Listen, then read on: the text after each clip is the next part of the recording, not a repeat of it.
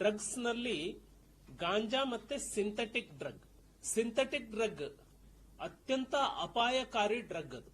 ನನಗೆ ಇರುವಂತಹ ಮಾಹಿತಿಯ ಪ್ರಕಾರ ನಾನು ಕೇಳಲಿಕ್ಕೆ ಸಿಗ್ತಾ ಇರುವಂತದ್ದು, ಗಾಂಜಾದಲ್ಲಿ ಹೊಲದಲ್ಲಿ ಬೆಳೆಯುವ ಗಾಂಜಾ ಒಂದು ಹೈಡ್ರೋ ಗಾಂಜಾ ಕಲ್ಟಿವೇಶನ್ ಕರ್ನಾಟಕದಲ್ಲಿ ಮೊದಲು ಇರಲಿಲ್ಲ.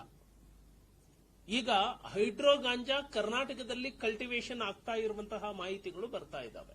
ಸಿಂಥೆಟಿಕ್ ಡ್ರಗ್ ಅತ್ಯಂತ ಹೆಚ್ಚು ಅಪಾಯಕಾರಿ.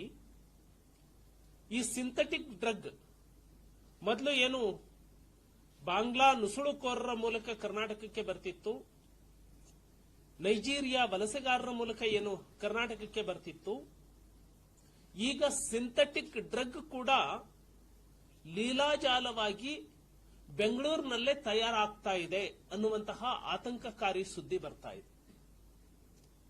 ಯಾಕೆ ಇಷ್ಟು ಪ್ರಮಾಣಕ್ಕೆ ಬೆಳೀತಾ ಇದೆ? ಯಾಕೆ ಅಂದ್ರೆ ಕಾಂಗ್ರೆಸ್ ಸರ್ಕಾರ ಡೈರೆಕ್ಟ್ ಆಗಿ ಅಂಥವರಿಗೆ ಕುಮ್ಮಕ್ಕು ಕೊಡುವಂಥದ್ದು, ಅಂಥವರಿಗೆ ರಕ್ಷಣೆ ಕೊಡುವಂಥದ್ದು, ಅಂಥವರಿಗೆ ಪರೋಕ್ಷವಾಗಿ ಪ್ರೋತ್ಸಾಹ ಮಾಡ್ತಾ ಇರುವಂಥದ್ದು ನಿರಂತರವಾಗಿ ನಡೀತಾ ಇದೆ